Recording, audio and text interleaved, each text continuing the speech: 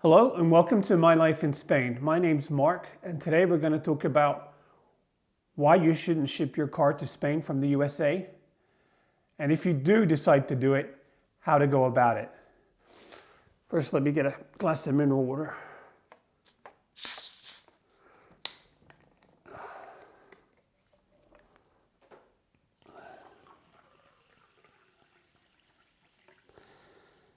Now, I understand America's love with the car. I mean, there's no getting around the fact that if you live in America, you need to have a car because public rail and public transport is very limited, especially in more rural places. So I decided, hey, I'm going to buy a car in America because it's cheaper and ship it to Europe. Now, it is true that vehicles are less expensive in America than they are here, but there's other drawbacks you have to think about. Number one, many of the cities and towns, villages here, were built long before cars existed, and they weren't built for cars. There's very limited parking, and some of the roads are extremely narrow, so narrow, in fact, that you can only get one car at a time down them. Now, that being said,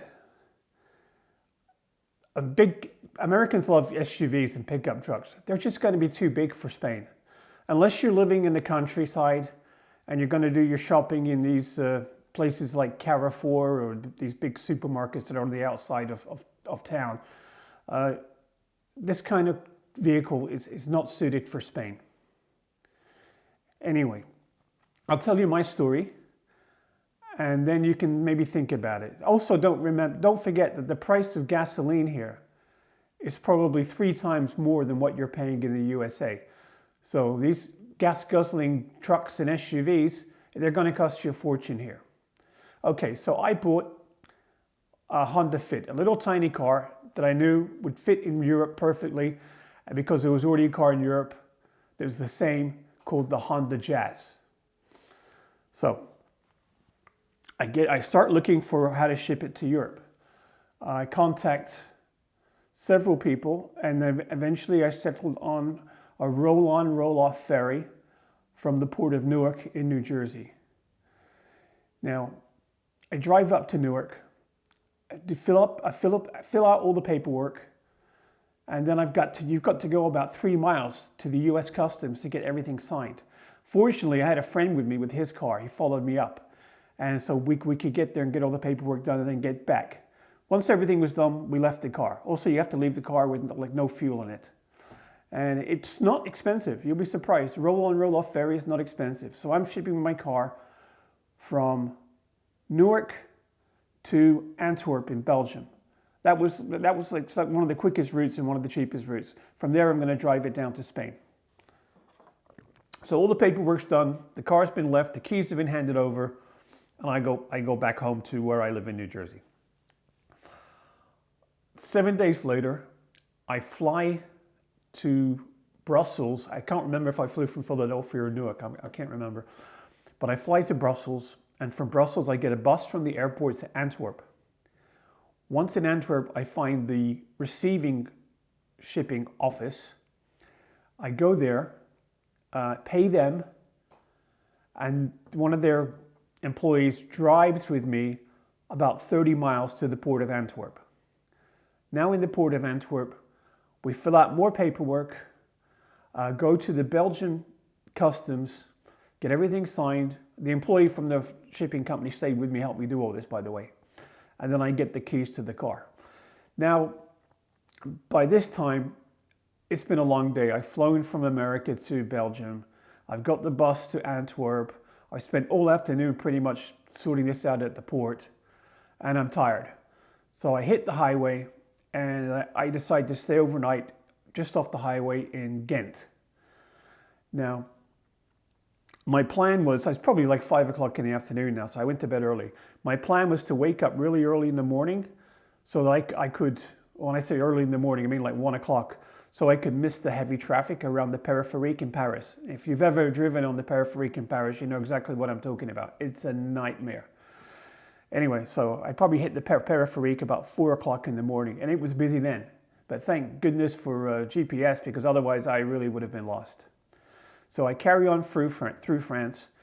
I decided to take the autoroute, even though I know it's a toll road and it can be quite expensive. But I decide to do that because it's the quickest way to go. So I'm on the autoroute, driving south, and I get to the town of Milieu. You'll know of Milieu if you've ever been there, because it's got this huge suspension bridge. It's absolutely an architectural wonder, but very, very high up. I don't know, maybe 1,000 feet up in the air. So I stay in a town near there. And it's a fairly decent sized town.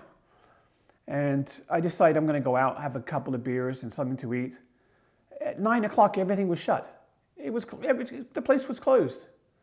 So I went back to my hotel. By the way, the hotels I stayed in were called B&B Hotel. They're absolutely brilliant, and they're all just located off the highways. I'll say, so the next morning I fill up with gas. I set off, heading towards Spain. Now, I must point out that the rest stops on French highways on the autoroute, they're absolutely brilliant. The food is fantastic. It's like being in a really nice restaurant. So if this is your first introduction to French food, you're going to love them. And they're not that expensive. I would say for like 15, 20 euros, you get a really, really nice lunch. So I head south. I get to the Spanish border, which did have a check on it. Usually there isn't a check now because it's all part of Schengen. And I get into Spain, I go through the Pyrenees, get into Spain, and just outside Barcelona, I stop for the next night. Following morning, I wake up, and now I only have about a 5 or 6 hour drive to do south from Barcelona. Around Barcelona, there's loads of tunnels, and you have to pay to use these tunnels. And when you pull up to one of them, there's maybe 15, places where you can go through. Now, it turns out the one I went through, they would only take cards. Was it cards or only cash? I forget, one or the other, and I didn't have whatever I need to have. So I've got people behind me honking their horns. Eventually somebody came over and sorted it out for me, and I went through. And she said to me, next time, manual. I said, okay, manual. So you've got to look up and see where it says manual. I think that was for cash, because I was paying with cash, manual. I carry on south. The roads, by the way, in Spain are fantastic. You don't have to worry about the roads at all. And I get to my house. Now, I'm still on my insurance I got in America for shipping the car to Europe. So now I look into getting insurance in Spain. So I go to an insurance broker, and they say to me, I'm sorry, we can't insure your car. And I said, why not? They said, because we don't sell this car in Spain. And I said, well, you sell a car that's the same. It's called the Jazz, Honda Jazz. They said to me, no, I'm sorry. Your car is a Honda Fit. It's not in our books. We can't insure it. And it turns out while the two cars they look identical, the Honda Fit has a 1.5 liter engine, whereas the Honda Jazz has a 1.4. So they're different. So anyway, I can't find anybody to insure me. Then somebody suggested, have you tried in Gibraltar? So I called an agent in Gibraltar, and eventually they found that the only person that would insure me was a shipping insurer, Lloyd's of London. And it was quite expensive. So that's my only option, so I had to go with it. Now, the plates I had on my car, I had New Jersey license plates. You're allowed to drive on American plates for 6 months. And as we were getting close to 6 months, in the town where I was living, one of the local police there came to me and said, when are you going to get your license plates changed? It's been about 6 months. I said, oh yeah, you're right. Yeah, okay, I'll get it done. So to get it done, you need to I had to take it to somewhere to have the light bulbs changed first. I don't know why, but they wanted the light bulbs changed. And then I had to go to Trafico in Alicante to change all the paperwork and get the new Spanish plates. Now, anything to do with bureaucracy in Spain, it's an absolute nightmare. They actually have people here called hesters that do this for a living. Spaniards get them to go do their bureaucracy for them. So I hired a guy to go to Alicante and get my license plates for me. I think that cost about 100 euros. It went well worth it, because otherwise you don't know who to talk to, you don't know where to go, and if you haven't got the right papers with you, they'll say you could make another appointment and come back later. So now I've got the Spanish plates on my car. Good to go. Then my battery died. I think I must have left the lights on or something, and the battery died. So I went to get a new battery. I thought, okay, I'll just buy a new battery. So I went and bought a new Bosch battery. Guess what? The terminals for the battery, there were different sizes in the battery terminals here, so that what I had wouldn't fit. So I had to get a guy to make like a cap from lead to fit over the top of the battery terminals so that the clamps I had in the car would fit the battery.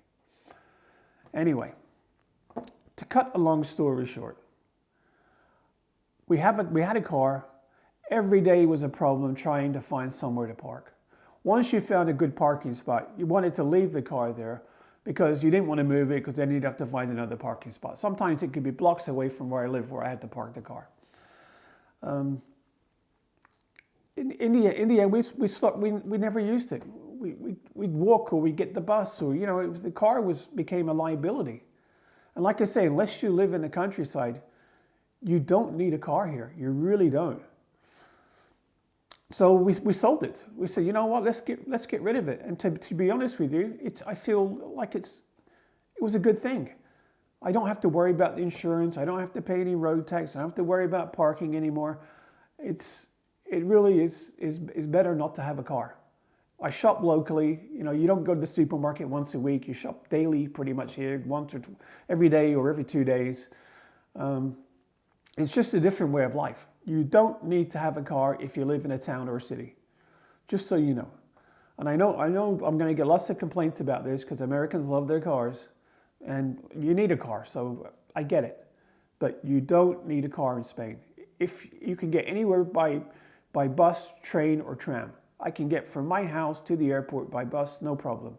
I can get from my house to Valencia, no problem. My house to Alicante, no problem. I don't need a car. I can get from my house to Madrid using public transport. Don't need a car. But if it's something you think you need, and many Americans won't understand that a car isn't an essential part of life here in Europe. So if you're going to bring it, I just described to you how to do it. But if I was to do it again, no. Also, by the way, don't ship your American car here. If they don't make it in Europe, don't bring it. You've only got a hassle with the insurance and everything else. So look into whether they make your car and they sell you a car you have in Europe before you come. Also, check your speedometer in the car. It needs to be in kilometers as well as miles per hour. If it's not in kilometers, you won't pass the ITV, which is the road check, to make sure the car is roadworthy. So just some things to think about. I mean, like I say, it wasn't all that expensive to ship the car. I did this 15 years ago, and I think we're talking about less than $1,000 to ship the car. But it's just, in the end, for me, it's just not worth it. And I'm glad I don't have the car anymore. Anyway, thanks for watching. If you got any questions, you can ask me in the comments, and I'll get back to you. Thanks so much. Bye for now.